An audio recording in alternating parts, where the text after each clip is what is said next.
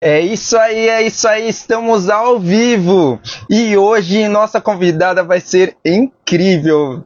Se liga nesse bate-papo. Vamos estar com a Isabelle Bernardo. Ela que é atriz, dublê, stand-in. A gente vai falar um pouquinho desse trabalho hoje e vai se aprofundar no currículo dela que é incrível. Ela foi stand-in da Ariana Grande e também da Diana Ortega. Então, fica por aí porque hoje o RCCast vai ser demais.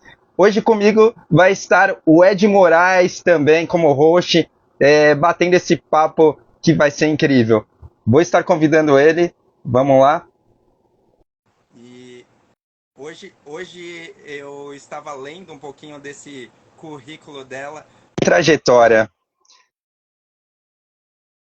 Vocês vão ver, assim, é uma pessoa que perseverou muito e que foi conquistando pouco a pouco e tem conquistado ainda, né? Está crescendo ainda nesse mundo incrível da atuação, né?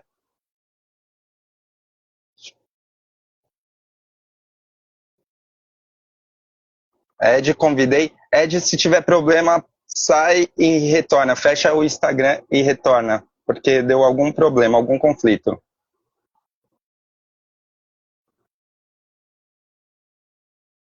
Pessoal, fica aí porque vai ser muito legal. Deixa eu chamando a Isabela.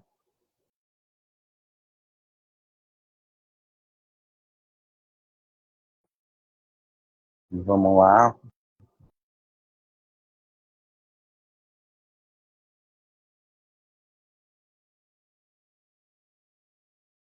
Convidando a Isabela.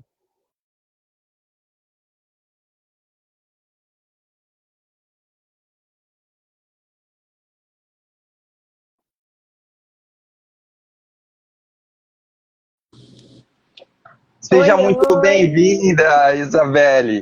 Muito Eu, obrigada. Tudo bem?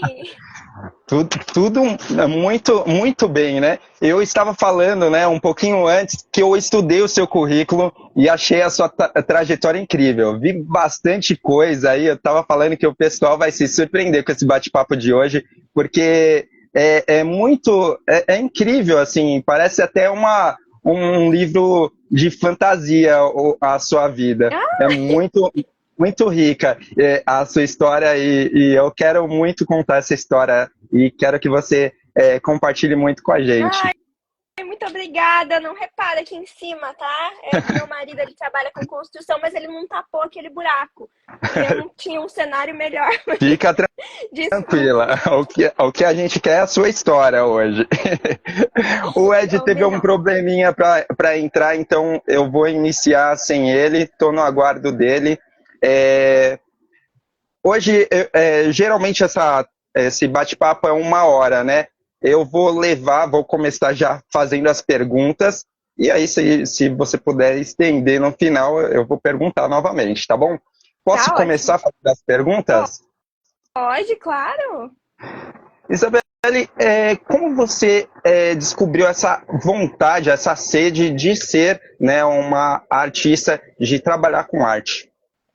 Olha, vou te falar que foi desde muito cedo. A minha madrinha, ela era bailarina profissional, então eu já entrei no balé muito novinha, desde os 2 anos, assim. E ali eu já desenvolvi uma vontade muito grande de estar inserida no meio da arte. Porém, para atuação, eu sempre gostei muito de teatro, de filme, de assistir. E eu queria entender como eu podia ser ali uma fada, uma bruxa, ou algo do tipo. Eu sempre gostei muito das histórias de fantasia. E quando pequenininha, né, a gente acredita muito fielmente em tudo. E eu queria ser parte daquilo. Então, quando eu soube que a atuação era uma profissão, era uma arte que a gente podia realmente exercer e colocar para fora essa nossa criatividade, né? Tudo que a gente deseja que não é palpável no mundo real, Então, eu me entreguei fielmente desde o início, além de, claro, amadurecendo um pouco mais, além dessa parte de fantasia, a gente vê muitos caminhos na arte de poder se expressar, de explorar, de autoconhecimento também. Então, isso sempre me atraiu muito. É, você iniciou a sua carreira, a sua trajetória no Brasil? No teatro, sim. Eu estudei teatro em São Paulo um pouquinho. Eu sempre participei de grupos independentes. Oi, tudo bem? Tudo bom com você? Perdão. Imagina, prazer. Eu sempre participei de grupos independentes de teatro. Eu não tinha muito dinheiro para pagar aulas profissionais, né, uma escola, mas eu entrei numa escola profissionalizante com 16 anos. Durante um período eu não consegui finalizar o curso, no caso que daria ali um avançado, porque falta de tempo na época. Então eu me programei para conseguir sair do país, porque eu vi que aqui não teria muita possibilidade de eu botar para frente, sabe? Eu não ia ter como fazer uma faculdade, eu não ia ter como fazer algum curso. Então eu falei, lá fora eu consigo fazer mais dinheiro e pagar por uma educação. Então lá mesmo que eu aprendi as técnicas e, enfim, estudei o avançado, né? Mas o intermediário foi aqui no Brasil. Isa, seja muito bem-vinda ao RCCast, é um prazer tê-la aqui. Seu currículo é impressionante. O Elton e eu, nós estávamos conversando a seu respeito. Fiquei muito impressionado com a sua história, né? Porque eu me identifico muito com o que você realmente acabou de falar, né? É muito difícil para muita gente realmente conseguir uma oportunidade de atuar aqui no Brasil, por conta a gente sabe realmente como é difícil a questão dos estudos, né? Em relação a levar ele adiante, no mínimo um curso leva 2 anos no mínimo, né? Para você ter uma formação, e isso não te dá certeza de que você realmente vai conseguir trabalhos depois, né? Eu recém tirei o meu certificado como ator de um curso profissionalizante, agora estou entrando com a documentação para tirar o SATED, o meu DRT e finalmente trabalhar. Parabéns. Mas é muito burocrático, é difícil. Obrigado, mas é muito burocrático para você subir toda a documentação e se era aprovado, né? Então realmente é muito complicado. Eu entendo perfeitamente quando tu diz que muitas vezes para a visibilidade do artista é mais fácil ir para fora para depois voltar para o nosso país, né? Sim, é verdade. Infelizmente, né? Essa parte do dinheiro. Agora eu vejo que a gente está abraçando mais a cultura, eu vejo que tem mais cursos que a gente consegue fazer que são gratuitos ou pelo menos um pouco mais acessíveis, mas pouco tempo atrás era difícil de ver, pelo menos em Joinville, que era a cidade que eu morava, na adolescência, no início, assim, no final da infância, início da adolescência e em diante, não tinha nenhum curso gratuito para eu fazer, ou para estudar, para saber mais da arte. Então, era tudo, ou você fazia parte de grupos independentes, você estudava por si próprio, né, online, ou você pagava. Então, quem não tem dinheiro, geralmente não tinha possibilidades, né, de levar para frente. Mas eu espero que isso mude daqui para frente. Eu vejo que está caminhando um pouquinho mais, a gente vê coisas mais acessíveis, algo mais palpável para a realidade geral, né, do brasileiro. E espero que dê mais certo aí para frente. Parabéns pelo seu curso, pelo seu futuro DRT também. Obrigado, Isa. Isabelle, eu vi essa parte da sua história em um podcast, mas eu vou começar. Eu quero que você fale, né, para apresentar para quem vai ver essa live. Você chegou lá fora, né, em outro país, e de repente se deparou assim com esse outro país, mas você conseguiu já ingressar na área de atuação? Não foi instantâneo, muito pelo contrário.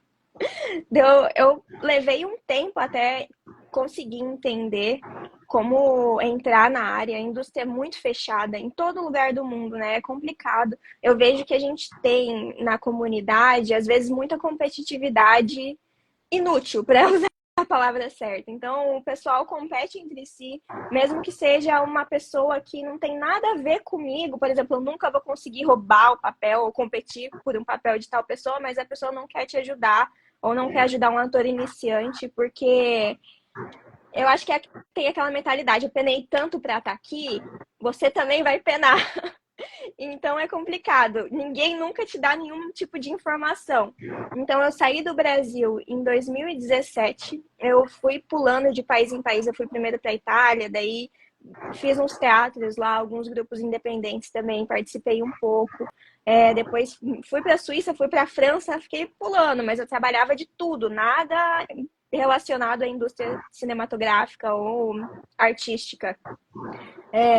Daí um dia eu estava em Londres, que eu mudei para Londres em 2019, e eu estava panfletando. Isso foi 2021, acho, por aí. Era uma das pausas da pandemia, quando parava o lockdown, daí todo mundo ia para fora, depois voltava, né?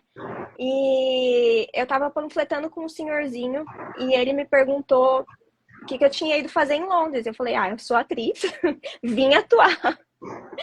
E ele me falou que ele também tinha sido ator. Antes ele falou, já fui ator. E eu falei, que legal. Quis conversar, saber um pouco, né? Ele era um amor de pessoa, mas quando a gente entrou nesse assunto, ele foi meio ríspido. Ele falou, eu não falo sobre isso, não gosto de falar sobre isso.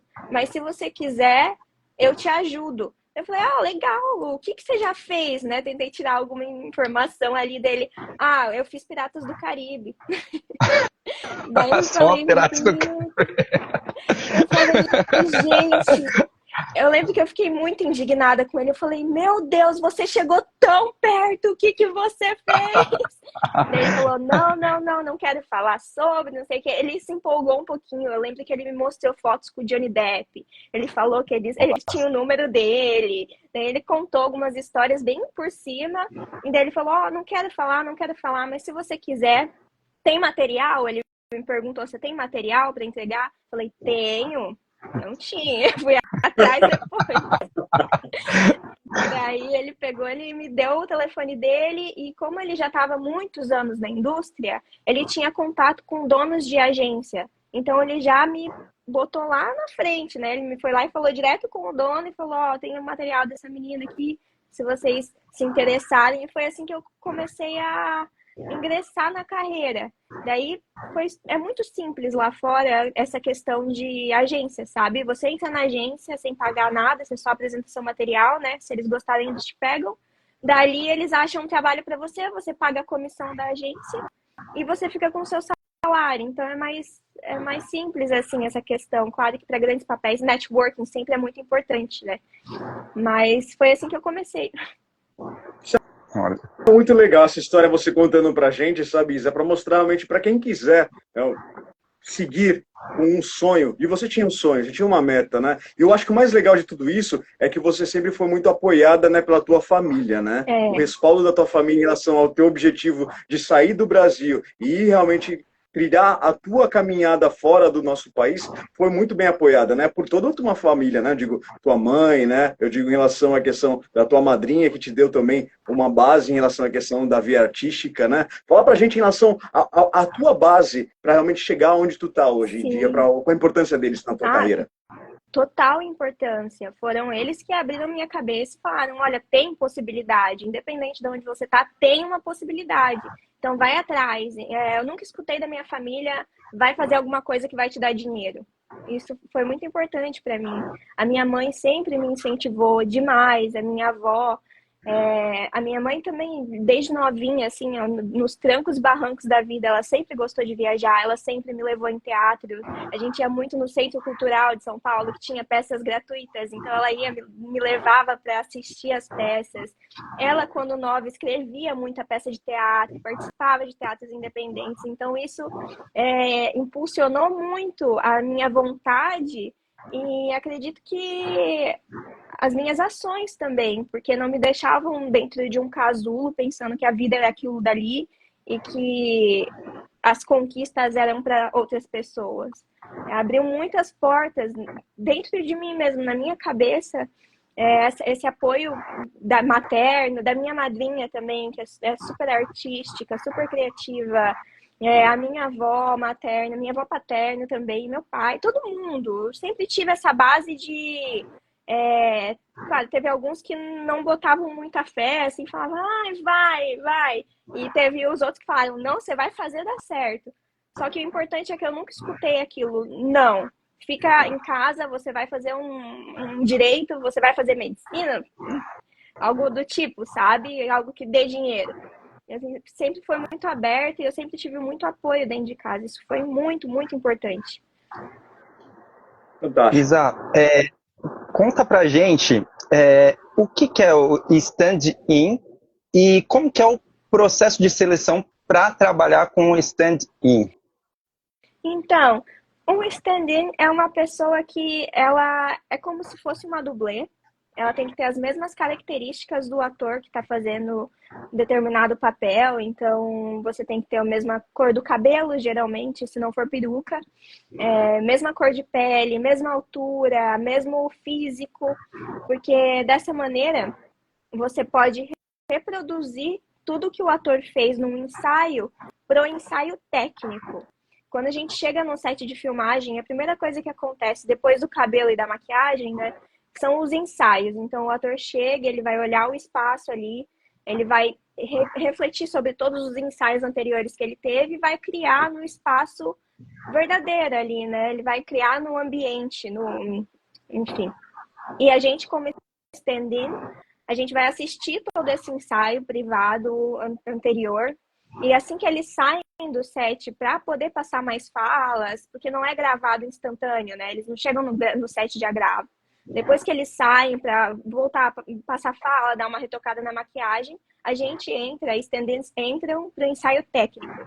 Então, a gente reproduz exatamente tudo que o ator fez, tudo, exatamente movimentos muito precisos, movimento de corpo, da mão, do cabelo, porque dessa maneira a câmera pode já se posicionar, eles fazem todo o movimento, daí a luz, que lado vai bater a luz, tem todo o trabalho da direção de fotografia, para estar tudo pronto na hora do ator atuar, literalmente, né, na hora de gravar. Porque essa parte técnica demanda tempo e é muito específica. Isso pode tirar muito foco criativo do ator. Ele vai sair do personagem, né?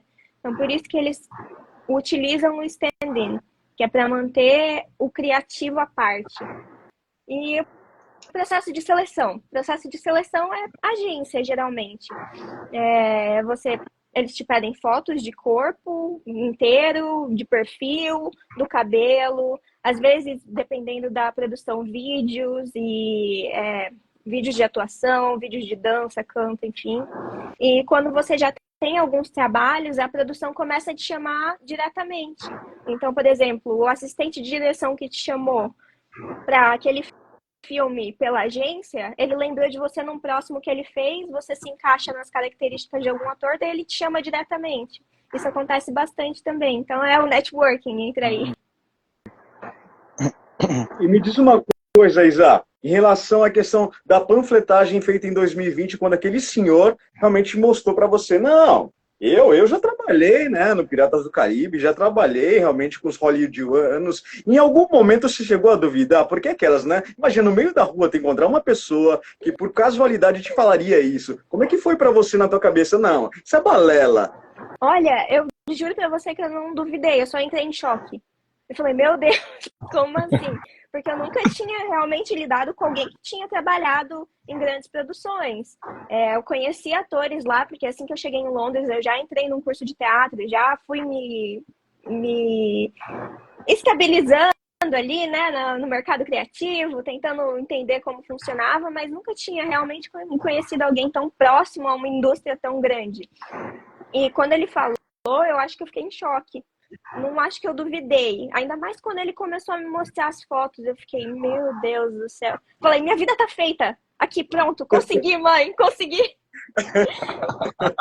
Foi isso que passou na minha cabeça.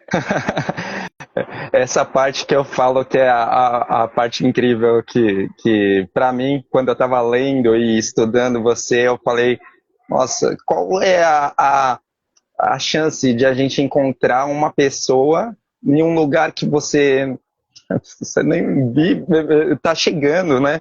E Então, assim, tá trabalhando com você, né? E de repente falar, eu trabalhei no que você quer trabalhar, no teu sonho. E eu consigo o exatamente. trabalho para você, né? Essa parte eu Nossa. acho que entra naquele filme do Will Smith, né? No final do filme, onde ele fala da felicidade, né? Que eu falo, Ah, cara, é incrível mesmo. sim. Eu, Nossa. a gente estava comentando hoje de manhã, eu encontrei com o Ed, e eu comentei um pouquinho da sua trajetória também, do que eu já tinha estudado, né? E quando a gente estava falando disso, até o Ed falou, como assim, né? Como assim? Mas a gente ficou meio assim, na questão do incrédulo, né? A ideia que eu acho, né, é inegável, acho que é uma existência lá de cima, porque não tem, né? É um negócio. É verdade, nossa, é verdade. Quando eu paro para pensar em tudo, parece ser muito surreal mesmo, porque não tem explicação, né? Você tá ali na hora e no momento que aquilo aconteceu. Mas uma coisa que é diferente aqui do Brasil realmente é que lá, por ser um caminho mais simples, entre aspas, bem entre aspas, mas aqui no Brasil é muito difícil você entrar na indústria. Eu estou percebendo muito isso estando aqui, que a dificuldade é muito maior. Lá, por ser uma questão de estudo, agência, trabalho, você conhece muitas pessoas que estão no meio e que fazem coisas comuns, assim, né? Igual a gente trabalha, como eu estava panfletando, o senhorzinho estava panfletando, tem um pessoal que fez a Casa do Dragão e meio período, né? Como ator sempre tem que se sustentar de uma forma ou de outra até aparecer o próximo trabalho. O ator que fez Casa do Dragão tá, sei lá, servindo um cafezinho ou trabalhando num restaurante, enquanto ele não consegue o próximo trabalho dele. Você conhece muitas pessoas que fazem esse tipo de produção gigantesca e levam uma vida normal. Eu acho que lá não tem tanta glamorização do trabalho. É mais a arte pura mesmo. E você fez, todo mundo acha muito, muito legal, muito interessante, mas não tem essa parte de glamour mesmo na sua palavra, a não ser que você seja muito grande, né? Apesar que eu vejo que eles levam meio pra. A gente vê é o que eu acho que o Brasil ele tá muito desconexo assim dessa parte de grandes atores e grandes cantores. É difícil, pessoal. Hoje em dia não tanto, mas era difícil o pessoal vir para cá. Então, quando vinham, a gente ficava tão. Ah, meu Deus, eu preciso ver essa pessoa, eu preciso, eu sou muito fã. Por isso que todo mundo fala, os brasileiros são os melhores fãs do mundo, né? A gente é fanático por arte. A gente tem sede de arte, porque não é tudo simples pra gente, né? A gente é mais batalhado, então pra gente ver ali o entretenimento pra gente é a televisão, é a novela. Então eu acho que é muito, a gente ama muito, muito. E lá fora eles amam também, mas eles não têm essa coisa de, meu Deus, eu vivo pra isso. Então quando eles veem eu digo pessoas comuns assim, né, que não trabalham na indústria. Então quando eles veem um ator, uma atriz ou um cantor, eles podem chegar e falar, meu, eu gosto muito do seu trabalho. Aqui a gente fala, não, eu amo o seu trabalho, você não tá entendendo, eu amo você. Sair da realidade, né? Me diz uma coisa, Isa, em relação a essa questão de quando tu veio, né, de toda essa carreira um tanto quanto sólida fora do nosso país, quando tu chegou aqui no nosso país, como é que você foi recebida? E como você é hoje em dia tratada? Eu amo o Brasil. Eu acho que nosso povo não tem igual, né? A gente tem outra vibe do mundo inteiro. A gente é muito feliz aqui, é muito caloroso. Mas realmente o Brasil ele é mais difícil de te abraçar dentro da indústria. Você tem que conhecer muita gente, você tem que estar muito inserido. Desde que eu cheguei no Brasil, essa foi uma grande discrepância que eu senti de lá. Lá eu não parava de trabalhar. Eu fazia pelo menos uns 2 curtas por ano. Trabalhava muito com produções maiores como o dublê, o stand-in, estava sempre inserida ali no mercado. Aqui no Brasil, desde que eu cheguei, eu fiz um filme só, uma participação, e não chegou mais nada. Eu sei que o mercado aqui é muito concorrido, nosso país é muito grande, a gente tem muita gente, mas o mercado também está crescendo bastante. Só que eu sinto que aqui tem muito mais essa questão de networking. Você tem que conhecer o pessoal, porque como a indústria é muito grande, é muito difícil para você chegar a conseguir algum teste, alguma coisa. A pessoa, nossa, são tantos testes, é tanta gente querendo, que é muito difícil você ser visto, né? É um mar de pessoas para se avaliar e lutando ali por uma mesma coisa. Então, eu sinto que aqui é bem mais complicado nessa área. Eu não consegui muita coisa, sinceramente, aqui no Brasil. É bem difícil, assim, de trabalhar nessa área, né? Mas eu acho muito legal ter essa troca com os artistas. Toda vez que eu sento para conversar com algum artista, com algum cantor, com algum ator, eu tenho muitos amigos da área, né? É muito legal a gente trocar nossas experiências, porque aqui a gente batalha muito.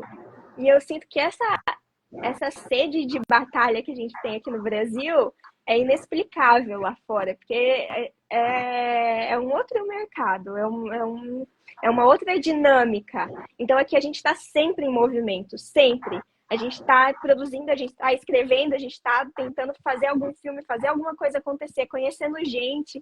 Lá é mais uma receitinha, no caso, né? Então eu gosto muito dessa parte daqui, não acho ruim, eu vejo a parte boa. Mas eu fui muito bem recebida, assim. Ô Isa, Legal. conta pra gente, e como foi receber a proposta de trabalhar no Wicked para você? Como que foi essa experiência e, assim, o que mudou depois também? Eu nem sabia que era Wicked, né? Quando a minha agente me mandou, eu não sabia. Ela me pediu fotos, vídeos. Eu já tinha alguns lá. E eu não sabia para o que era. Daí eles me contrataram, eu cheguei lá num dia, entrei no trailer de maquiagem e tava a foto da Ariana Grande. Deu, meu Deus!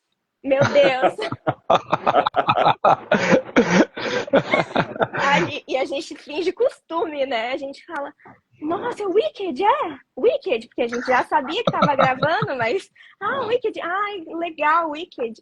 Quase tendo um surto coletivo.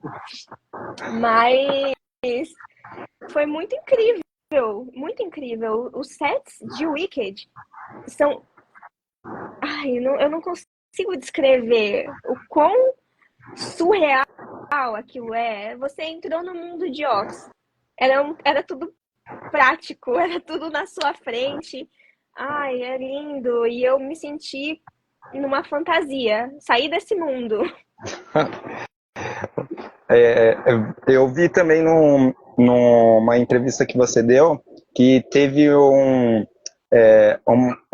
dia que vocês estavam andando, você cruzou com a Ariana Grande e ela tentou te cumprimentar. Conta essa história aí pra gente. Ai, meu Deus, esse dia me dá uma vergonha de lembrar desse dia. Porque parece ser besta quando a gente conta assim, né? Mas senti vergonha.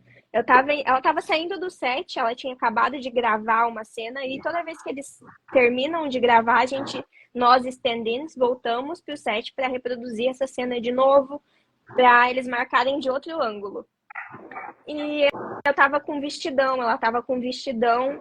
E fora do set tinha muita lama, então o pessoal ia carregando os vestidos, assim. Eu tava com uma moça me ajudando a carregar meu vestido, ela tava com umas 3 ajudando a carregar o vestido dela. Daí ela veio assim, ela tentou fazer um bate aqui, e eu não consegui alcançar a mão dela, daí eu fiquei meio tipo, não vou fazer a mulher se babacar aqui do meu lado. Daí eu meio que não fui, e ela tipo, voltou e ela fez assim... Deu um tchauzinho. Aí depois eu pedi desculpa, né? Daí ela falou, imagina. Ai, gente, que vergonha. O contato do stand-in normalmente com o ator realmente é esse, numa troca de cena entre outra, porque você vai fazer justamente a gravação, é isso, né? Então, Posicionamento das câmeras. depende muito. muito. Depende do ator. A Ariana e a Jenna, que foram as que eu trabalhei por mais tempo, nossa, extremamente amáveis. Elas sempre vinham e Legal. conversavam no início do dia, pergunta bom dia, tudo bem? A gente sempre tem uma troca legal. Conversa do dia a dia de trabalho, engraçado isso, né? Às vezes eu tava conversando com a Jenna Ortega, daí eu ficava, meu Deus, é a Jenna Ortega, posso tocar? Tô Tô brincando, mas é que às vezes eu realizava no meio de uma conversa. Teve um dia que eu lembro claramente que ela tava me perguntando se eu ia trabalhar no dia seguinte, porque ela tava de folga. Daí eu falei, não, eu venho. Daí ela, ai, que pena, achei que tu ia poder dormir até mais tarde, alguma coisa assim. Daí eu fiquei, nossa, a Diana Ortega tá com dó de mim.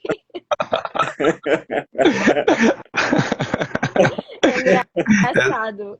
Essa parte deve ser impressionante mesmo, porque é aquele contato, né, da realização de fã e a questão de ser profissional, ser o seu trabalho e você não pode, né, conflitar, né? É verdade. Mas cai a nossa ficha, sabe? É meio instantâneo. Quando a gente está trabalhando, a gente vê aqueles atores como pessoas mesmo. Eles são tão dedicados e a gente entende o porquê que eles estão onde eles estão.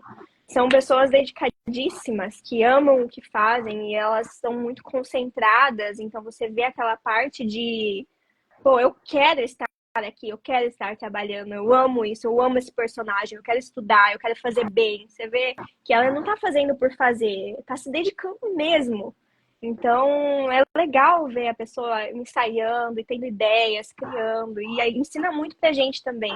Então, você consegue começar a ver aquele artista como pessoa, como um trabalhador, que é o que ele tá fazendo, né? Ele tá trabalhando.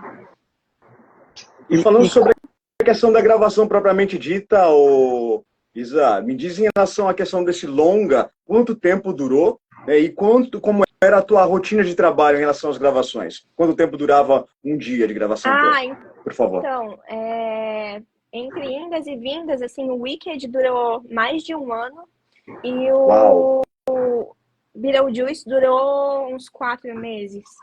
Foi bem diferente, porque o Wicked eles gravaram os 2 filmes juntos, né? Back to back, que eles falam.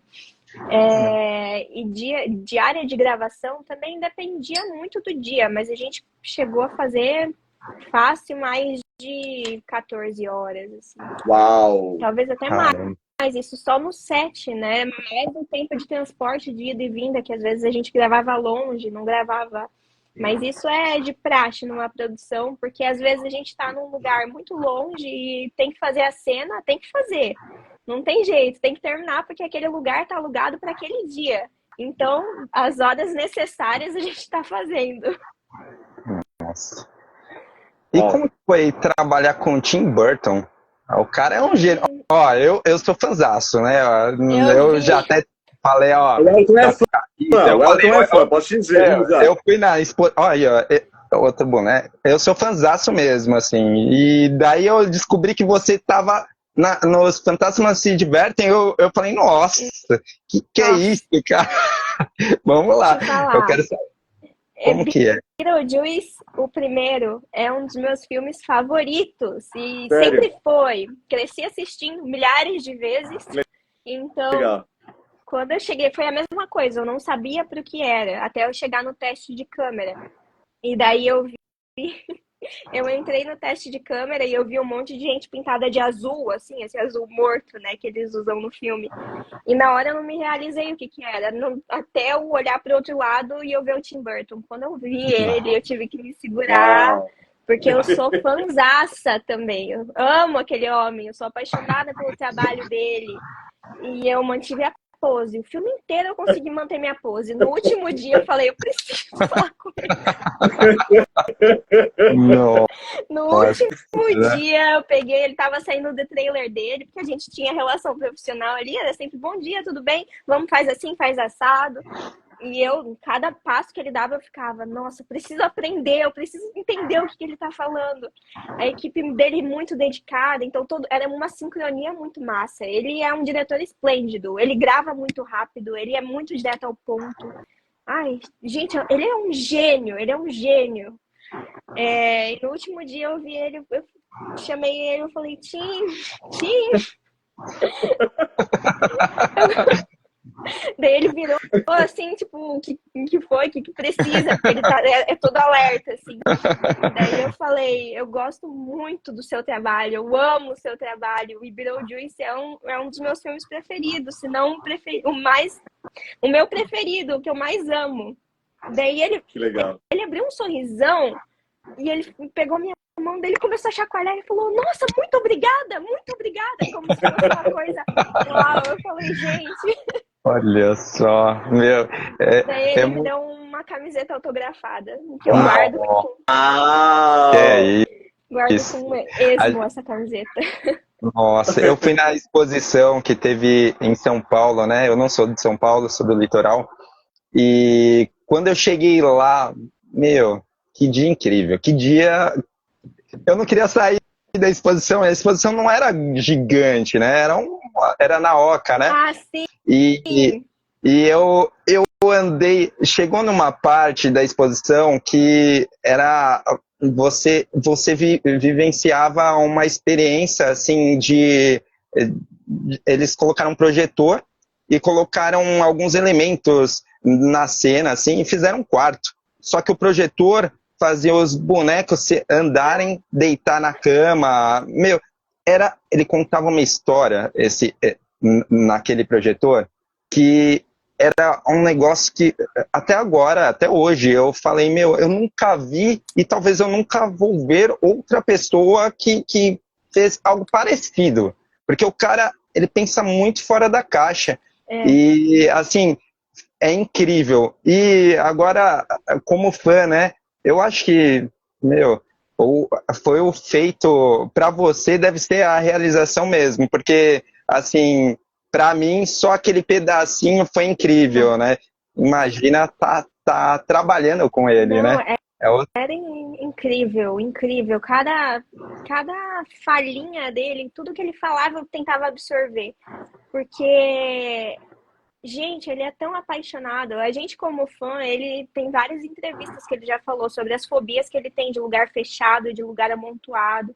O cara passa por cima de tudo isso para filmar. Ele fica num set minúsculo com 300 pessoas socadas lá dentro sem ter como respirar, porque ele ama o que ele faz e ele faz com uma excelência. Você olha assim e você fala, gente, isso é um talento divino, não é possível. E é trabalhador, viu? É o primeiro a chegar e o último a sair. Como um diretor Eu acho tão bem estabelecido, ele não precisa. E ele ficava correndo entre o set, ele ia, filmava, ele ia na sala de edição, ele assistia, ele dava a ordem, ele voltava, dele filmava de novo, dele ajudava os atores. E ele é uma pessoa que ele não faz diferença no set. Assim, entre pessoas, né? Ele não vai te tratar de uma maneira e vai tratar fulano de outra maneira. Ele trata todo mundo igual. Ele é um cara apaixonado pela arte, ele quer criar, ele...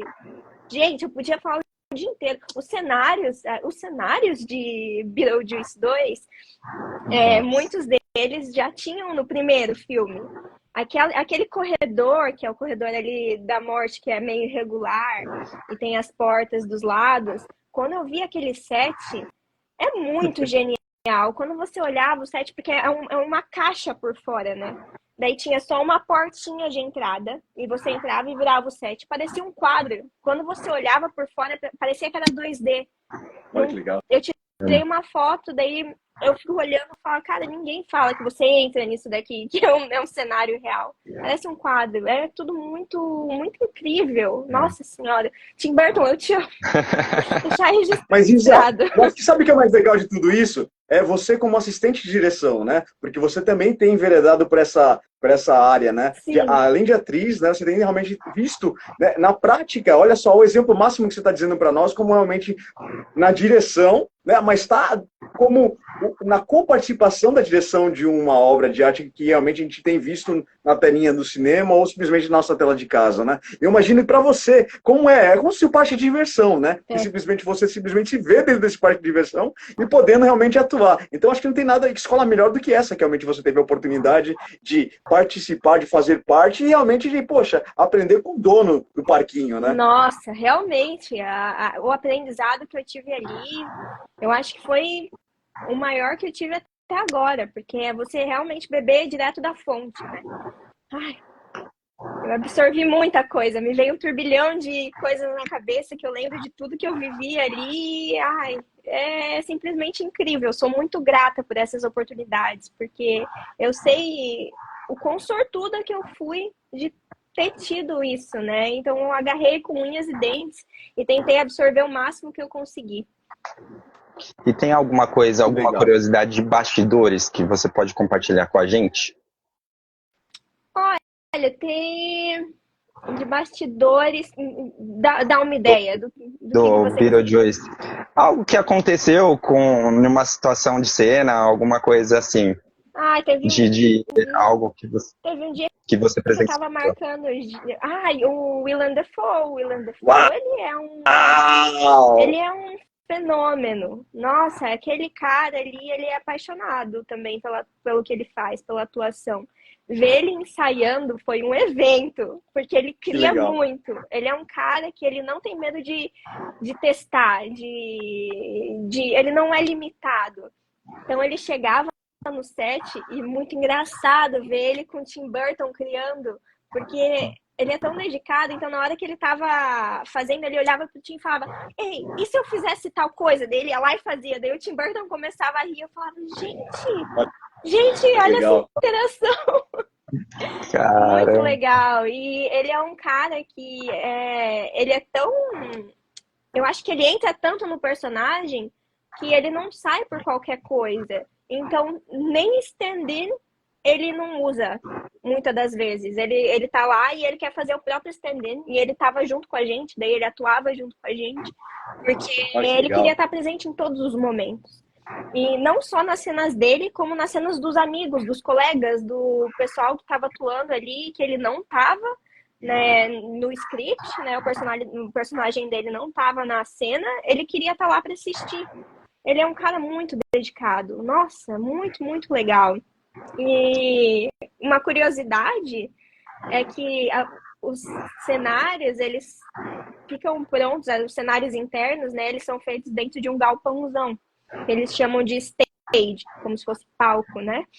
Então eles montam aquilo ali de um dia para o outro e de um dia para o caramba. outro eles desmontam. Então, nossa, eu Coisa, lembro hein? que eu peguei um carinho pelo set da casa da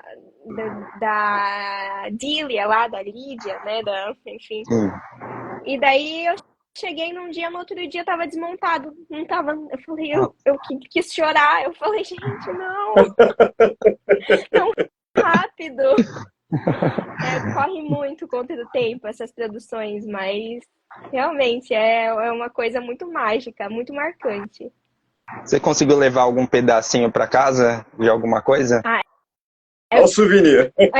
Do Beetlejuice eu trouxe minha blusa, né? Minha camiseta autografada. Autografada do Tim Burton, claro. Eu não me atrevo a pegar nada, a não ser que alguém me dê alguma coisa, né? Mas a gente sempre ganha coisinhas, por exemplo, copos da produção, uma camisa quando a gente grava na Warner, no Leavesden, que é os estúdios da Warner Bros. Em Londres, né? Em Watford, que é ali do lado, a gente sempre ganha uma camiseta com o working title da produção, que é o nome fantasia, né? E da cor, por exemplo, pra Beetlejuice era Blue Hawaii, então, tipo, Havaí azul, não sei porquê, tava lá. Então a gente ganhou uma blusa da Warner Bros. Azul com o working title aqui nas costas. Bem legal. E eu tenho os scripts também, né? Porque como a gente recebe os scripts todos antes eu tenho tudo. A gente ganha os sides, né? Que são aqueles mini scripts pro dia que compõem o script inteiro, porque você participou da produção inteira. Então eu tenho todos que eu guardo com muito carinho.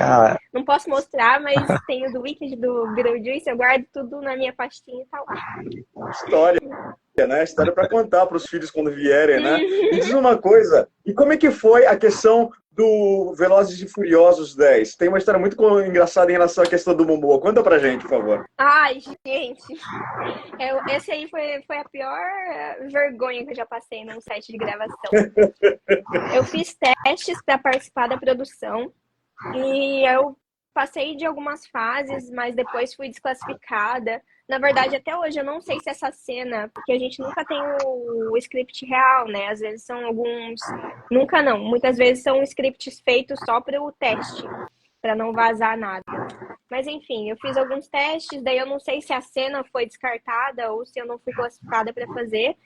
E eles me chamaram para fazer figuração. Eu falei, claro, eram muitos dias e a figuração paga bem lá, paga muito bem. E daí eu peguei, eu fiquei super animada, porque ia ser a cena no Rio, né, na festa no Rio. Então eu fiquei muito feliz que iam ter mais brasileiros, aí meus amigos brasileiros de lá são maravilhosos, a gente se diverte muito quando tá trabalhando junto. E eu fiz tudo, fiz bronzeamento artificial que eles pediram, eu fiz minhas unhas lá, fiz teste de figurino, de maquiagem, tudo aquelas coisas, né? Daí chegou poucas horas do dia anterior, assim, antes de eu ir, eu tinha que sair umas 4 da manhã para pegar o transfer. E no dia anterior de noite, eu recebi um e-mail de cancelamento da minha agência. Daí eu falei, eu olhei pro meu marido, eu comecei a chorar, eu fiquei doida. Eu falei, não é possível, não é possível, amor, isso não é pra mim mesmo, eu vou desistir. Daí eu passei a noite inteira, gente, eu acordei não dormi. Daí teve uma hora, sabe que você começa com sono meio ficar meio doida, eu falei, eu vou assim mesmo. Daí eu tinha um e-mail de confirmação já, eu excluí o e-mail da minha agência me cancelando, e eu já tinha o local, já tinha onde ia sair o transfer, tinha tudo. Daí eu peguei, cheguei, fui até o transfer de madrugada, daí na hora do menino me passar lá, ele olhou o caderninho dele, ele falou assim, seu nome não tá na lista, né, olhando lá o iPad. Daí eu peguei e falei, mas eu tenho um e-mail de confirmação aqui, ó. Não vai me deixar entrar. Ele, foi problema no sistema, pode entrar. Daí eu entrei, fui até lá. E realmente, quando eu cheguei lá, tinha tudo. Tinha meu figurino, tinha o sapato, tinha os acessórios. Então eu realmente acho que foi um erro no sistema. Eu não sei o que aconteceu, mas deu certo, estava tudo lá. Daí depois que eu comecei a fazer, a gente passou o primeiro dia, segundo dia, eram muitos dias de gravação, e o produtor passava, o diretor passava, você já fica assim, né? Tipo, me nota. Pelo amor de Deus, você acha que você tá sendo discreto, né? Mas na verdade você tá assim, quase babando, pelo amor de Deus, me dá uma chance.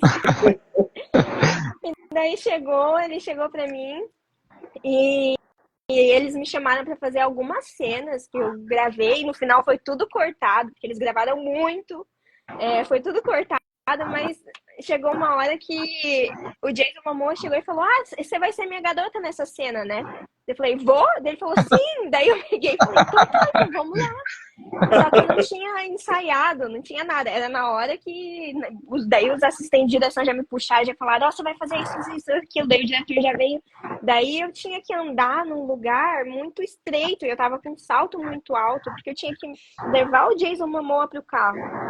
E abrir a porta pra ele, ele ia dar a volta, entrar, e eu fechava. Mas eu fechava meio escorada no carro, assim, sabe? A porta tava aberta pra cá, eu só fazia assim.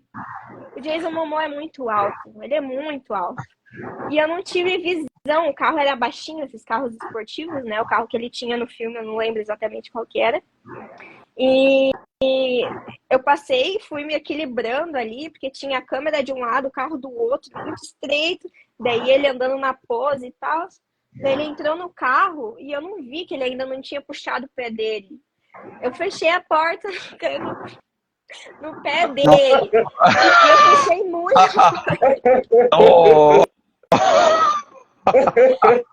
Ai, gente, que ódio. Eu fechei muito forte. Não foi tipo dar uma batidinha. Foi porta de geladeira mesmo, sabe? Porque eram aqueles carros antigos, assim. Então a maçaneta era meio... você tinha que dar um porradão. E eu dei. Daí, nossa, eu só senti a porta balançando pra fora. Daí eu olhei, daí ele riu, ele falou... E ele continuou a cena, né? Como se nada tivesse acontecido. Daí eu falei, vou continuar também. Não sou doida. Eu meio que mandei um beijinho pra ele, tipo... Sai daqui. Ai, Nossa. daí o diretor cortou a cena e ele saiu do carro rindo, como se eu não tivesse quase quebrado o pé dele. Ele saiu rindo. Daí ele falou, cuidado pra não arrancar meu pé fora. Nossa, cara. Daí eu, pelo amor de Deus, me desculpa. Eu falei, me desculpa, eu não vi. Daí ele, não tem problema, acontece. Não, mas o diretor já veio assim dele e falou assim, escuta, eu acho que não precisa. Ele pode andar sozinho até o carro. Acho que não precisa, não. Ele é o vilão. Ele falou assim, ele é o vilão, ele não precisa de ninguém pra levar ele até o carro. O medo de eu machucar o ator dele e ter que parar as filmagens por um mês, imagina. Olha o prejuízo. O Jason, gente. ele é figura, né? Na Comic Con aqui, ele saiu, ele tava dando entrevista e tudo mais, e de repente ele quis dar um rolê nos corredores, sair. E aí ele saiu correndo dos seguranças dele para ele poder andar sozinho. E os seguranças tudo correndo atrás. A gente presenciou algumas coisas. O cara é muito louco aqui.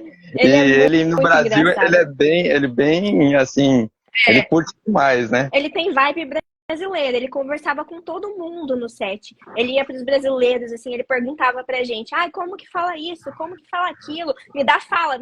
Ele falava, fala alguma coisa em português pra eu repetir.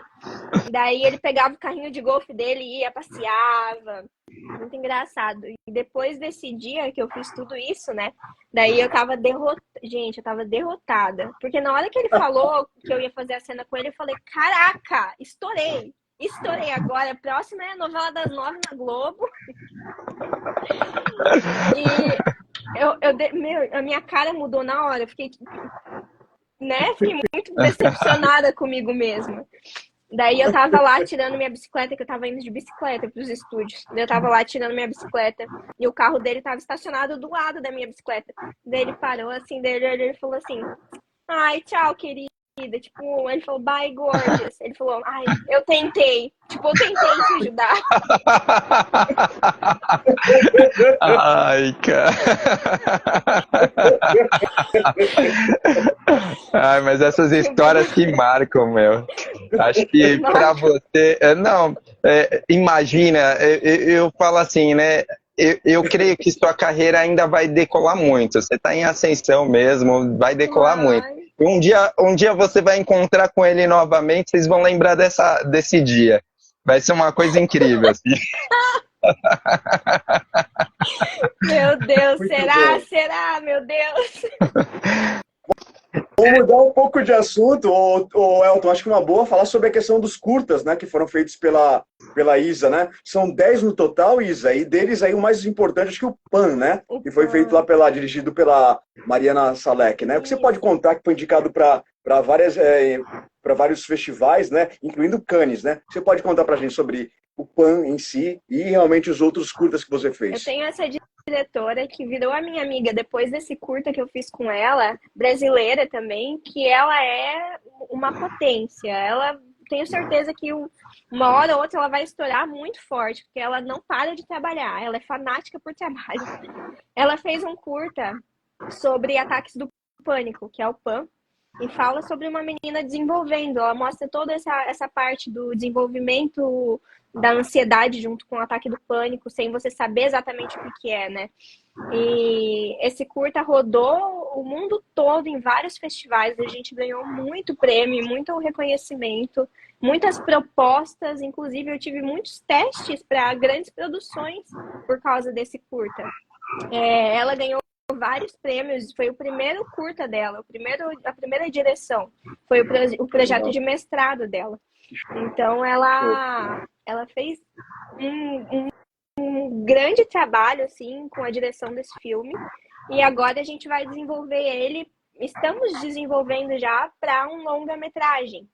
Então a gente quer fazer um longa bem estruturado, contando exatamente as fases dessa doença tão terrível, né, que assombra aí muita gente da nossa geração.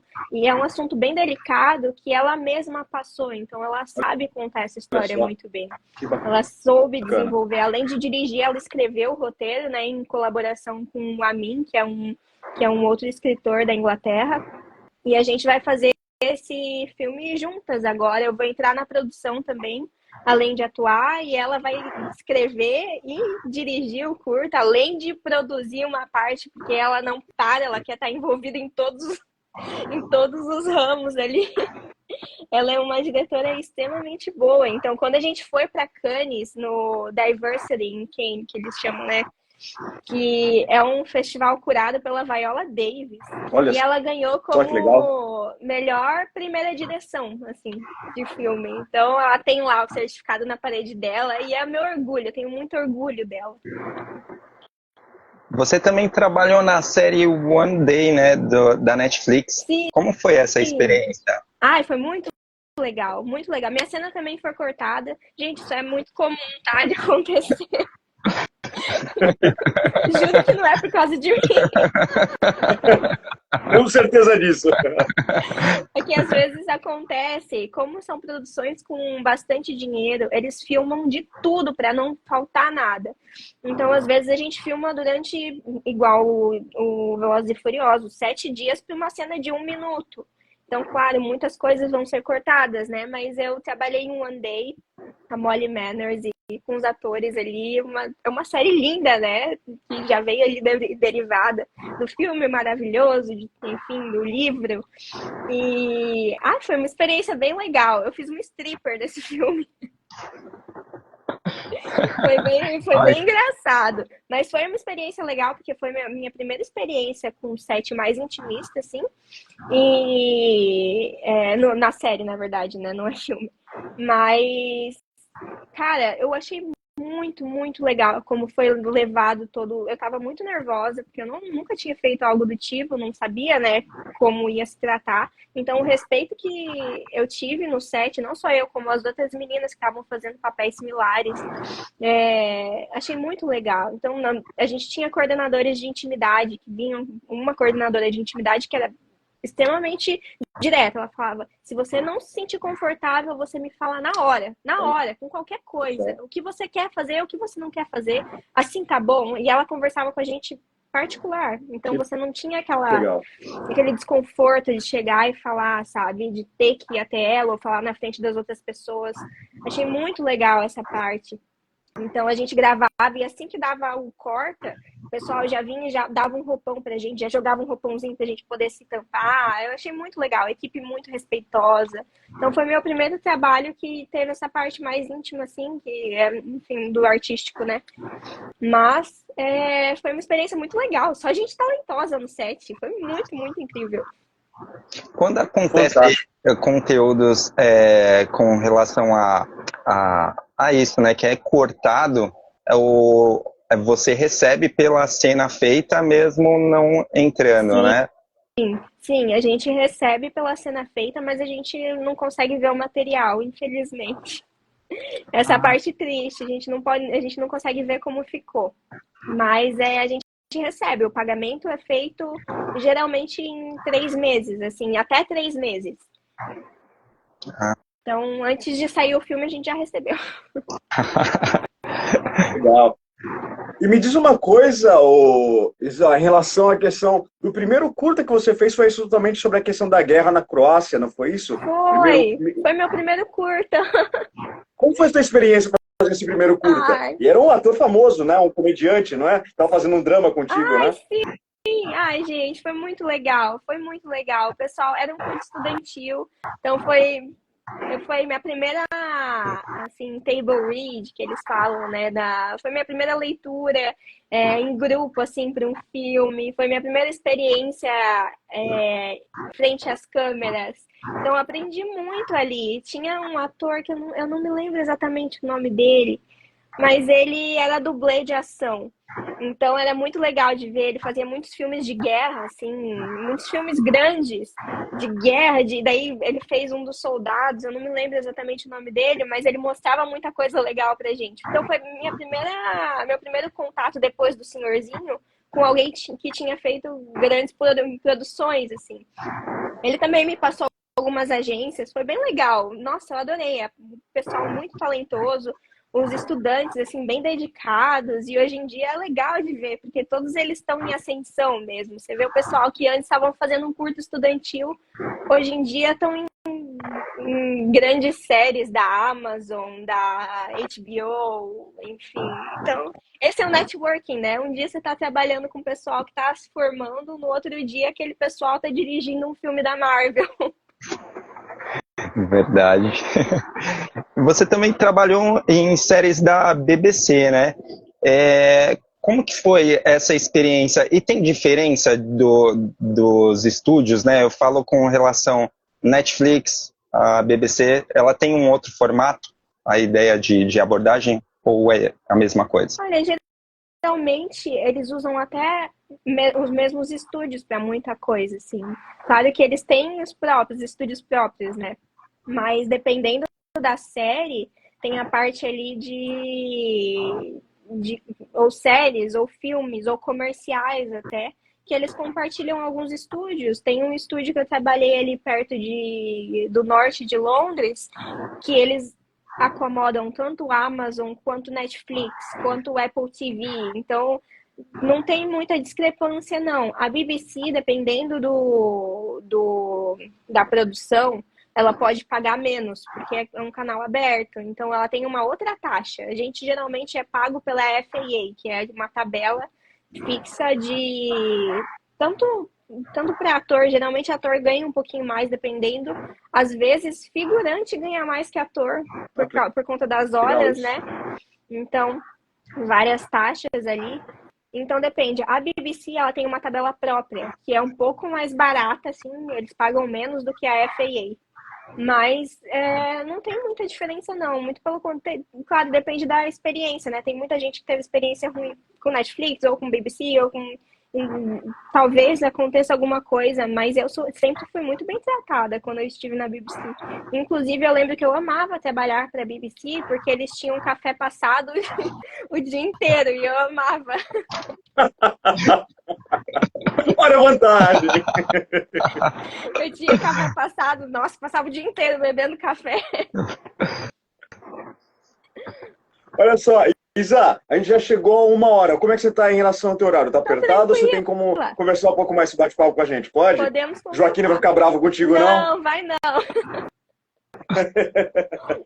Maravilha. Perguntando, conta pra gente como é que foi essa chegada em Londres, né? Porque a gente sabe que chegar, como realmente o Elton perguntou, você já chegou já trabalhando ou não? Você teve que realmente trabalhar para fazer o dinheiro, para realmente conseguir fazer os seus cursos. Como foi essa chegada, trabalhando como garçonete a princípio, e depois trabalhando no, acho que o seu sonho de consumo, né? Trabalhar com Harry Potter. Pois é, nossa, gente, trabalhei com tanta coisa. De verdade, cheguei em Londres com o meu marido, a gente tinha 60 libras na conta e uma mochila nas costas e a gente não tinha onde dormir. A gente não tinha onde dormir. A gente entrou em Londres, realmente, sem ter algum lugar. A gente chegou ali por volta do meio-dia e eu lembro que a gente desceu, isso é uma coisa muito legal. A gente desceu na estação de Victoria, porque a gente pegou um ônibus de Luton, que é uma cidade do aeroporto, e fomos até a Victoria Station. Quando a gente desceu do ônibus, a primeira coisa que eu vi foi a peça de Wicked, do West End. Olha porque só. Tem um painelzão gigante, verde, brilhante. E eu olhei pro Joaquim e falei, nossa, eu preciso vir aqui. Me brilhou o olho, assim, eu fiquei muito feliz. E além disso, o primeiro ônibus vermelho de 2 andares que eu vi foi um que tava com a propaganda do Dumbo, que é do Tim Burton. E eu fico conectando essas coisas, mas a gente chegou e a gente ficou rodando, andando assim, tentando achar algum lugar para dormir, algum hostel, alguma coisa, e era época cara, então o hostel tava muito caro. E a gente conseguiu achar um quartinho de Airbnb de 25 libras, pra a gente passar a noite.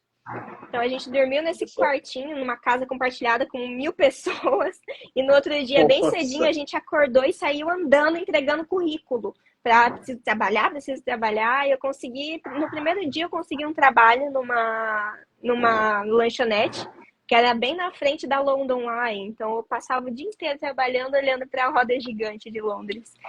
E daí eu já pedi um adiantamento, que lá o pagamento é semanal, eu falei, eu sei que eu acabei de começar, mas moço, você não tá entendendo.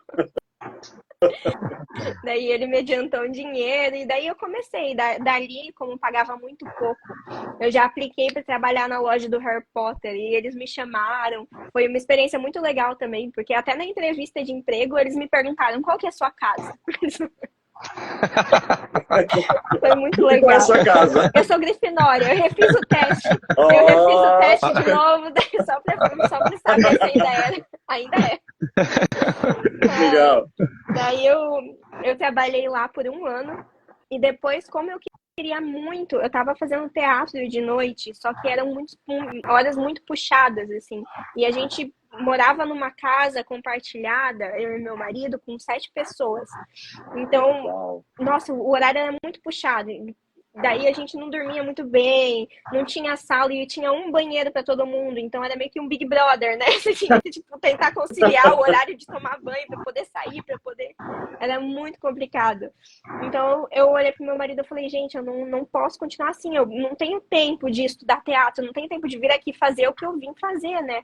Daí eu peguei, tirei carteira de moto, e enquanto eu fui trabalhar numa outra lanchonete enquanto isso, porque era mais flexível, eu tirei carteira de moto e depois saí e fui entregar comida. Daí eu comecei a fazer delivery tipo de iFood, sabe? No lá Uber Eats, Deliveroo, alguns aplicativos assim, porque daí eu fazia meu próprio horário. Então, quando eu tinha tempo de estudar ou de fazer um workshop, fazer um curso mais aprofundado, eu podia fazer, trabalhava de noite, eu trabalhava de dia. Então, foi assim que eu fui, até que eu, fazendo um freela de panfletar, conheci esse senhor. Qual foi o tempo que você começou, né, mudou para lá, até chegar na primeira proposta de trabalho na sua área?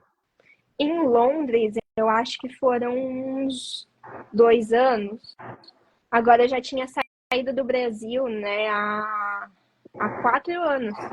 Eu saí em 2017, 2019. Eu recebi uma proposta em 2021. Nossa. Você chegou a desistir em algum momento, falar, eu não vou mais seguir isso? Não. Não. Hoje em dia eu tive algumas vezes que eu tive vontade, assim, mais pra cá, mas naquela época aí, nossa, podia passar um caminhão por cima de mim que eu tava saindo aqui. Mas não tem problema. Faz parte, né? Tava com a cabeça feita, ninguém vai tirar esse sonho da tua cabeça, né? A gente tá vendo realmente onde chegou, né? E olha só, e com base nisso, eu quero te perguntar, o que você já fez para fazer com que um dos teus sonhos se tornasse realidade? Fala em relação à questão do One Direction, em relação à questão do Niles aí. Conta pra gente essa história aí, vai. Gente, eu era apaixonada pelo One Direction. Eu e a minha melhor amiga até hoje, a Maria Júlia, a gente era louca. Pensa no que eu falei pra vocês, né? O do fanatismo brasileiro. A gente tinha isso. Se não, assim, a gente fala tinha, porque eu ainda não vi o Harry Styles na minha frente, que é capaz de eu cair dura. Mas é muito legal que essa parte. Eu falei pra ela, eu encontrei com ela ontem e a gente tava conversando disso. Eu acho que a gente teve uma adolescência muito saudável, porque a gente gastava o nosso tempo livre com isso. A gente gastava o nosso tempo livre aprendendo inglês para entender as músicas, para entender... Então, a gente aprendeu inglês assim, escutando músicas, e a gente pegava caderno e ia passando as letras, assim, nosso desafio era conseguir passar a letra inteira sem olhar no computador qual que era, sabe? Tentar... A gente aprendeu inglês fazendo isso, brincando. Então, gente, quando eu cheguei em Londres, eu lembro que teve um dia que eu falei assim, meu Deus, o Niall vai estar num jogo beneficente, meu marido. Meu amor, por favor, vamos comigo. já botei meu marido em cada enrascada, viu? Eu já Olha fiquei só. esperando do lado de fora de boate pra ver um dos integrantes, o Luiz saindo. Ai, na época que eu cheguei, né? Era tudo novo. Gente, eu tinha 18 anos, dá Normal, normal. Dá desconto, né? um desconto. E eu queria ver, né? Eu queria falar, é real mesmo? E aqui no Brasil, quando eles vieram fazer show, ou mesmo para os teatros, eu vendia brigadeiro aqui no Brasil, além de trabalhar de menor aprendiz, né? Gente, quando Olha ia que ter legal. algum show, eu vendia brigadeiro. Vocês não têm noção. Eu dava o meu sangue para conseguir comprar o ingresso. Esses tempos, acho que alguns anos atrás aqui, uma fã estava andando na Paulista e foi entrar num café e de repente um dos integrantes estava lá sentado tomando café. Pegou assim na loucura, já saiu no jornal e tudo. Acho que ela deu uma entrevista, né? Daí Olha, viralizou. meu Deus, gente, eu não dou essa sorte. Ou azar, né? Talvez eu fosse presa, vai saber. Existe algum papel dos sonhos que você ainda almeja chegar e é o seu objetivo de vida? Vou chegar, vou atrás, enquanto eu não conseguir, eu vou correr atrás. Nossa, é uma pergunta difícil, viu? Porque eu tenho muita vontade de fazer fantasia, filmes de fantasia, um labirinto do fauno, alguma coisa assim. Ou até tenho vontade de usar cabos para poder voar, esse tipo de coisa. Acho muito legal. Mas eu não diria que tem um papel específico que eu queira fazer. Eu tenho alguns projetos, algumas histórias de vida da minha avó, por exemplo, que, né, a gente sempre tem a pessoa que batalhou muito, a pessoa tem muita história na família, que eu quero sim botar para frente, eu quero fazer um filme sobre, eu quero criar alguma peça de teatro, mas eu não Legal. diria que é algum papel específico. O que eu quero mesmo não tem objetivo de ficar rica com isso. Talvez se for consequência, Deus, eu não vou reclamar. Mas não é o objetivo. Eu tenho o objetivo de conseguir viver bem da minha arte. É isso que eu quero. Legal. Viver bem, confortável, poder ajudar a minha família e fazendo o que eu amo. É isso que eu quero. Esse é meu maior objetivo. Você sabe Que que legal. quando eu estava lendo e vendo a sua história, eu me identifiquei nessa situação que você fala muito, assim, das dificuldades, né? Eu não era da área artística na época, mas eu sempre soube que eu ia viver de arte. Assim, eu coloquei também a minha ideia de viver de arte. E teve um dia que era o salto de fé. Eu conto essa história em vários programas que eu conto desse salto de fé, mas esse salto de fé é uma coisa muito louca, porque acho que na vida de todo artista chega essa hora. Ou você faz, ou você não vira artista, né? E é muito louco, porque eu era técnico em eletrônica, eu ganhava teoricamente bem, e aí era a hora.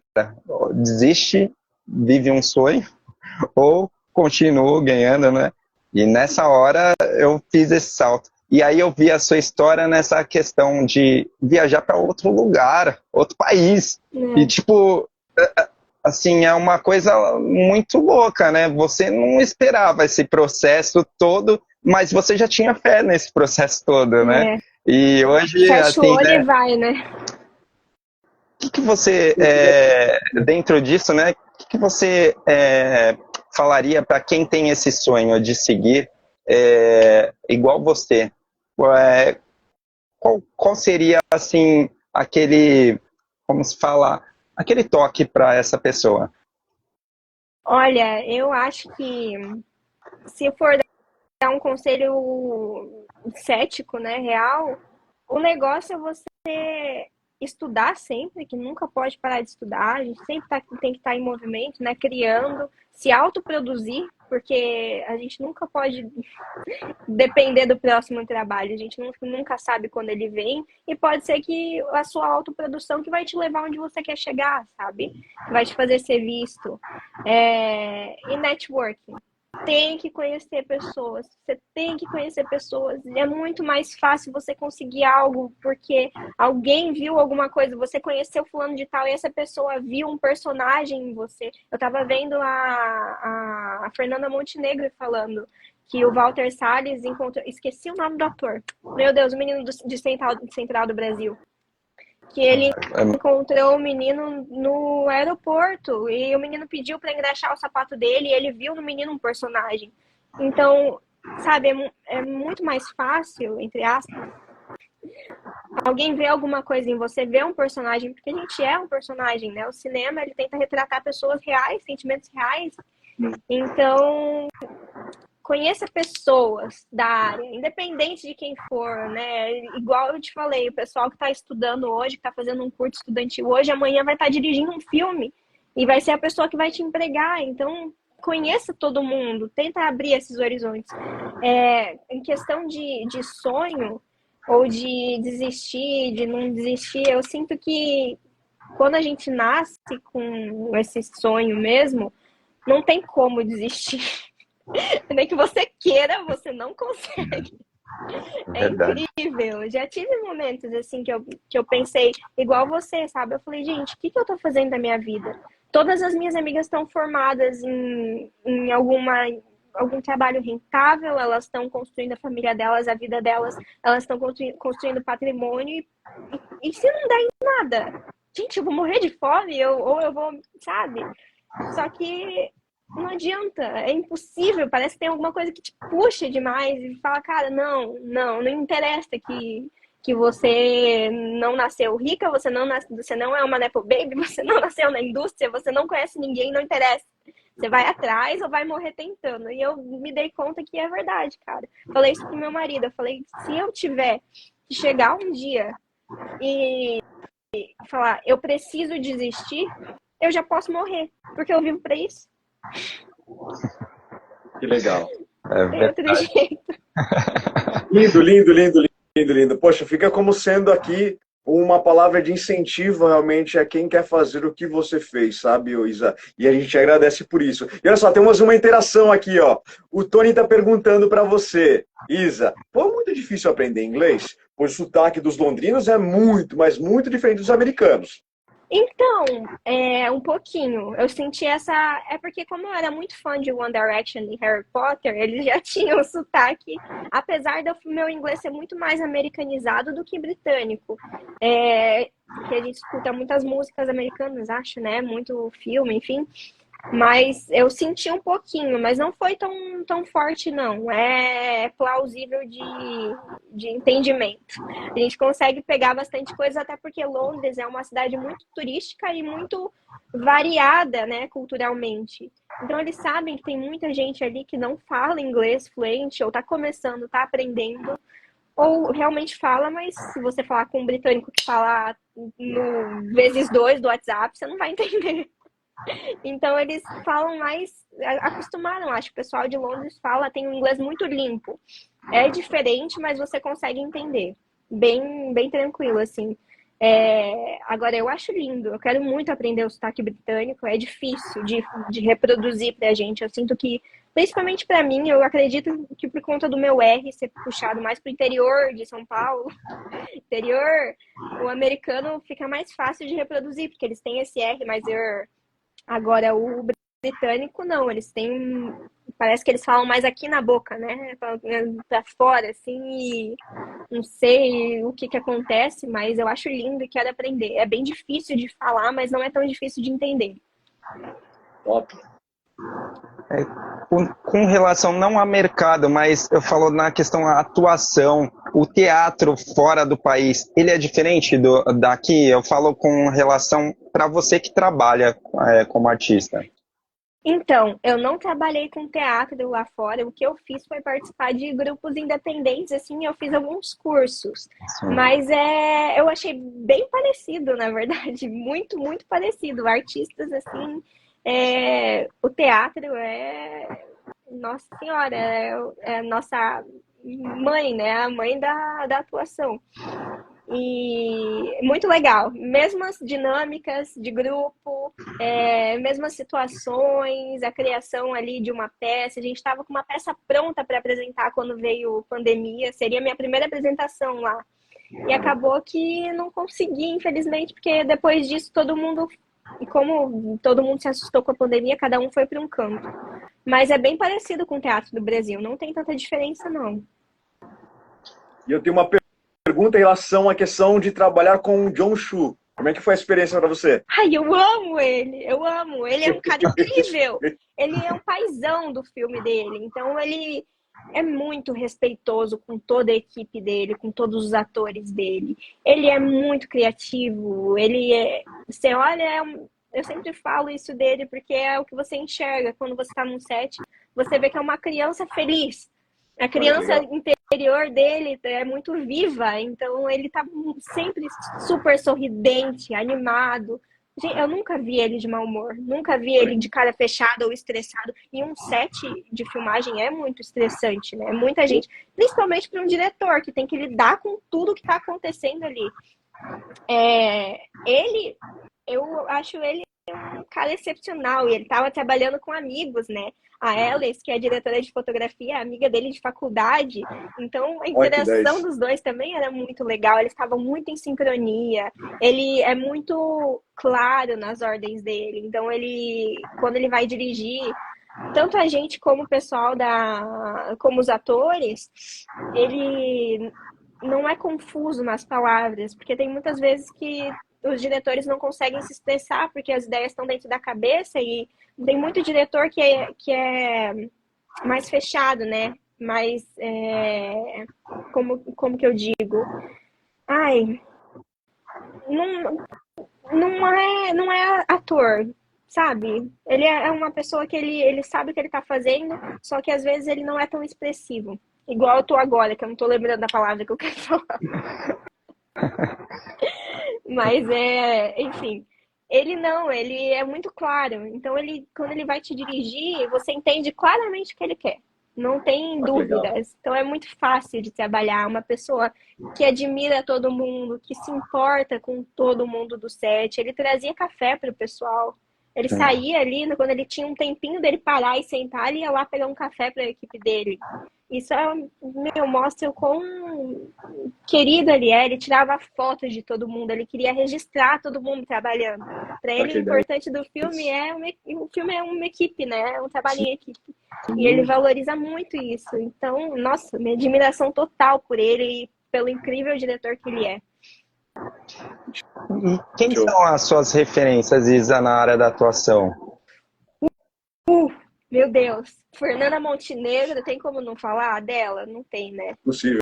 Denise Weimber, que trabalhei com ela e ela, nossa senhora, agora está indicada ao Urso de Ouro junto com o Selton Mello, ai gente, minha cabeça tá difícil hoje, viu? Decorar nome Meu Deus, eu esqueci, né? Enfim, gente, olha aí, vocês vão. Rodrigo Santoro. Nossa, ela é maravilhosa, uma baita de uma atriz. Eu gosto muito da atuação da Emma Stone, dos mais atuais, assim. Viola Davis, Queen Latifah, tanta gente, meu Deus. Gary Oldman, nossa senhora, eu gosto muito das atuações deles. Willem Dafoe, nossa, tem uma lista gigante. Catherine O'Hara. Fiquei sabendo que o Dan Stuba é o preferido seu, é verdade? Eu adoro a atuação dele também. Ele é um grande ator, grande diretor também, né? Ele dirige, produz, multitarefas. Adoro a atuação dele. Gente, quem não lembra dele com uma raquete na mão, batendo na esposa? Eu lembro disso claramente. Eu era novinha, mas eu tinha medo dele. E raiva também. Eu falava, não pode. Mãe, faz alguma coisa ele na TV. É um grande ator brasileiro. A gente tem tanta gente boa no Brasil que, nossa, espero que sejam cada vez mais reconhecidos, porque tem muitos filmes que retratam o Brasil, mas não contratam brasileiros. Gente, contratem brasileiros. Se vocês querem falar do Brasil, vamos contratar brasileiro. Por favor. Verdade. E olha, eu tenho mais uma pergunta, e essa pergunta é relacionada ao teu último trabalho feito aqui no nosso país, no Brasil. Como foi trabalhar com o Carl Schroeder? E ele é maravilhoso, maravilhoso. Ele e o João Chiodini, eles são muito queridos, engraçados, alto astral, criativos, inteligentes. Nossa, só elogios para eles. Eu adorei trabalhar com eles. São umas pessoas que energia muito boa de estar perto, sabe? Tinham dias que eram difíceis no set, mas eles vinham e faziam tudo dar certo. Conversavam com a gente, acalmavam, porque tem hora que pode ser caótico, né? Um set é caótico. Então, eles sabiam lidar muito bem, porque além de escritores, eles produziram o filme. Então, eles estavam de cabeça ali no negócio. Muito legal. E foi nesse filme que eu trabalhei com a Denise, que, gente, essa mulher, tanto como atriz, como artista e como pessoa, ela é excepcional. Que legal. Eu estava vendo você falando sobre valores, né, dos trabalhos de dublê, stand-in e tudo mais, né? Pelo que eu vi, dá para viver e viver bem, né? Disso. Embora você também gastava em euro, né? Você comenta isso, né? Mas se tiver trabalho, né, sequencial, dá para viver bem fora do país, é isso mesmo? Dá para viver bem. É como eu falei no vídeo, a gente recebe muito bem porque é um trabalho, obviamente, a gente tem a tabela, o sindicato, é um trabalho que é esporádico, né? Você não sabe quantas vezes você vai trabalhar, nem qual vai ser o espaçamento de um trabalho até o outro. Porém, se você consegue ter uma frequência, você vive muito bem. O legal é sempre você ter um freelance para fazer, para quando você ter algum período de seca, né, que acontece, você conseguir se manter. Você conseguir se manter, por exemplo, quando deu a greve dos atores. Tudo bem que foi lá, né, dos Estados Unidos, só que muitas das produções que a gente trabalhava na Inglaterra eram produções americanas e pararam completamente. Então, é muito complicado. Por mais que seja um valor muito bom, e realmente é um valor muito bom, não é qualquer um que recebe o que a gente recebe trabalhando nos sets.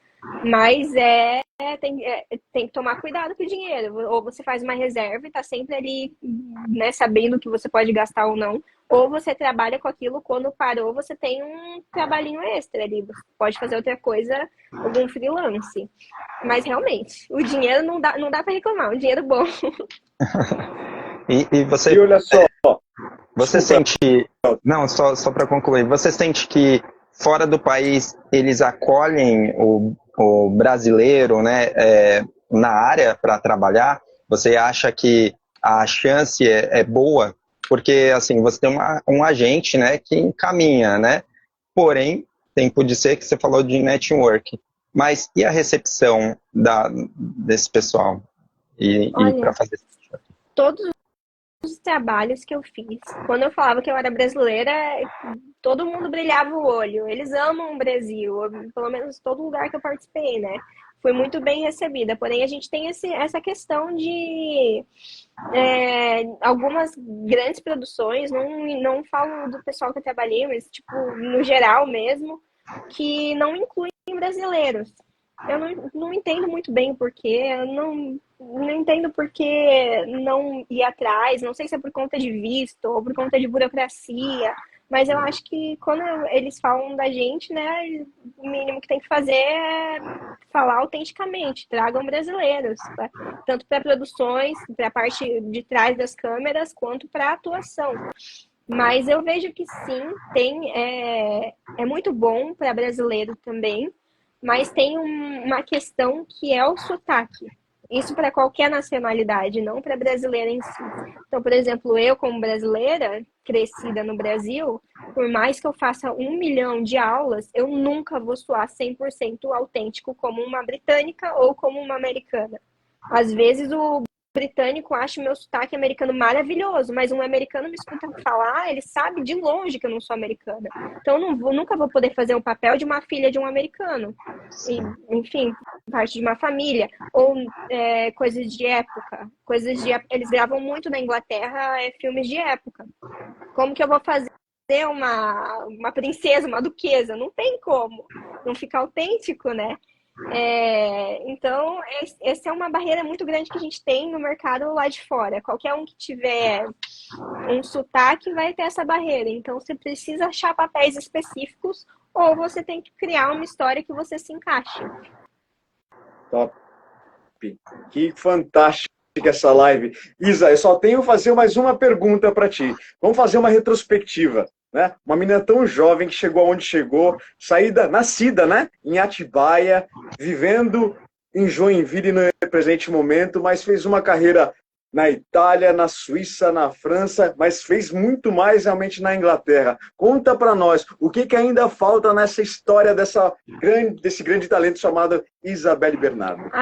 Para mim é o que eu te falei, o meu objetivo é viver da minha arte, viver bem, confortável, poder cuidar da minha família e poder pegar papéis interessantes, histórias interessantes, poder trabalhar com gente talentosa, tanto por trás das câmeras quanto na frente. Eu quero muito criar, eu gosto muito, meu objetivo real é atuar, eu gosto muito dessa área, mas eu amo por trás das câmeras também. Então, eu quero produzir mais filmes. Quem sabe um dia dirigir, se eu tiver a capacidade para isso, porque é um trabalho tão difícil. Mas é isso. Eu quero cada vez mais filmes, cada vez mais possibilidades, tanto para mim como para o Brasil, como para cá. Eu não me importo de trabalhar lá. Meu objetivo não é exterior. Meu objetivo é trabalho. E aqui no Brasil seria, olha, um sonho, porque eu amo o nosso cinema nacional e eu vejo muitas possibilidades para o futuro, principalmente agora que o Oscar é da Fernanda. É da Fernanda, é nosso. E o nosso Oscar aí também do filme, né? Melhor filme internacional, pelo menos. É uma coisa que eu vejo assim, né? O brasileiro, ele tem esse amor, né? O grande problema é o que você falou. O mercado, ele tem essa dificuldade pela quantidade de pessoas que estão batalhando para entrar nesse mercado, né? E aí essa luta, embora todos, né, disputam, mas todos se ajudam, né? Não é uma disputa um contra o outro, mas sim da própria essência, né, de elevar o próprio artista, né? Posso mandar um beijo pro JP Gomes aí, é meu parente, tá? Porque eu sou Isabelle Gomes Bernardo. Fica à vontade, tá em casa, poxa. Te abração pra você também. Dele. Isa, eu queria agradecer. Quando eu entrei em contato, eu nem acreditei que você me respondeu. Mas a questão, assim, que mais me emocionou foi, como eu falei, foi vendo a sua história cada vez mais me aprofundando e eu me vi muito em você, assim, como você batalha e o quanto você agregou na minha vida ali, na sua história. E, bom, eu queria deixar aqui porta do RCCast, como eu sempre falo para os artistas, escancarada para você. Quando você quiser retornar, vai ser muito bem-vinda. Eu tenho certeza que a sua história não para. E eu coloquei ascensão, eu coloquei uma ideia, porque eu acredito muito mesmo que a sua história vai crescer demais e que esses sonhos não são sonhos, vão ser realidade, tenho certeza. Coloca isso na sua trajetória, porque eu sei, né, a sua fé já existe, porque você fez esse começo que pouca gente teria essa coragem e chegou onde chegou. Talvez você nem saiba o quanto você representa para os brasileiros, porque você pisou num set de Hollywood, você fez parte daquilo tudo, né? E para nós é uma questão de assim ser representado. de ver alguém que conseguiu, é uma inspiração mesmo. E como eu falei, a história que eu vejo na minha vida, assim, você agregou demais e foi muito legal essa semana, porque foi uma semana que eu li, reli, vi vídeos e eu falei, caramba, que legal essa história, e ia me aprofundando, falando aqui em casa, né, com minha esposa também, com os meninos do RC Cash, e eu estava muito ansioso para essa live. E, bom, queria te agradecer, passamos até da 1 hora, né, e, meu, nem parece que foi tanto tempo. Eu achei que foi um papo tão gostoso, tão agradável. E, bom, te agradeço demais. Não. E, bom, eu queria deixar agora suas considerações finais, né, para você e também para que você faça sua rede social. Nossa, eu não sei nem o que falar depois de tudo isso. Muito obrigada, muito obrigada. Meu Deus do céu, é um prazer para mim. Toda vez que alguém... Eu não consigo nem acreditar. Toda vez que alguém me... Gente, eu sou uma artista como vocês, né? A gente batalha muito. E eu sou só mais uma, querendo ou não. A gente tá sempre... Eu dei muita sorte, eu acho, nessa vida. E eu espero que todos vocês deem também, porque pessoas muito talentosas, muito dedicadas, e a honra é toda minha de poder compartilhar um pouquinho com vocês, ter essa troca. E, nossa, quem sabe poder ajudar um pouquinho com o que eu sei que é pouco, mas talvez ajude com alguma coisa, porque eu sei como é ruim a gente se sentir perdido nessa indústria, a gente se sentir vendado, sem direção e sem esperança, e ainda assim não conseguir se desvencilhar, porque é o nosso sonho, é o nosso propósito de vida, né? Então eu espero muito que tudo dê certo na vida de vocês, e vai dar, e que a gente sempre continue se dedicando e trabalhando, porque uma hora ou outra acontece. Eu acredito, eu creio sim. Obrigada pelo convite, viu? De verdade, fico muito, muito feliz. Isa, também passa suas redes sociais, essa live vai ficar gravada, então, para a galera que for entrar e poder te acompanhar também. Ai, muito obrigada. _ Isabelle Bernardo, tanto no Instagram quanto na rede do lado. Obrigado, galera que acompanhou até aqui. Obrigado, Isa. Realmente, como eu falei, não tenho palavras. Eu fiquei super feliz mesmo que você aceitou. Falei pro Ed hoje, eu falei, Ed, eu não tenho palavras, eu tô ansioso. Hoje eu tava fazendo, só um adendo aqui, né? O Ed é meu professor de inglês. Ele... Que legal! E hoje eu tava fazendo a aula com ele. E no final da aula eu falei, Ed, para um pouco, vamos conversar aqui que eu tenho que falar. E a gente ficou falando muito do que ia acontecer hoje. E eu tava bem empolgado, né? Eu tava muito empolgado. Eu falei, meu, vai ser demais. E ele ficava, né, perguntando, isso, caramba, nossa, não sei o que lá. E você viu que estudou demais também, né? Pois Aqui a gente tem muito isso, assim, a gente leva muito a sério essa questão da abordagem do artista, a gente tenta entrar mesmo na história do artista, né? Mas é tão emocionante para mim, eu não faço assim por obrigação, eu amo isso aqui, eu gosto muito, e cada vez que eu escuto uma história, alguma coisa, é tão gratificante assim, que muda muito a questão de como eu enxergo a arte. E daí faz aquele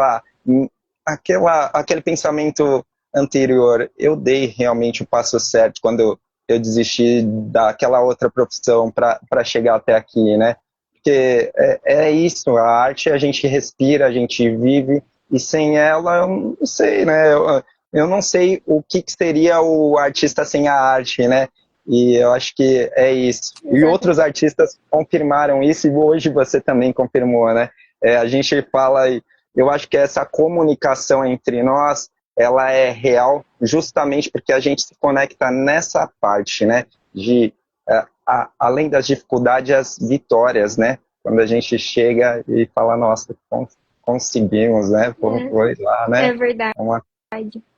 É verdade. Obrigado, Isa. Obrigado, Muito viu? obrigada, viu, gente? Todo sucesso do mundo para vocês. Pra você Valeu. mais ainda, viu? Muito obrigado, viu? Obrigada. Uma oportunidade de Galera, ouvir tua obrigado. história linda, viu?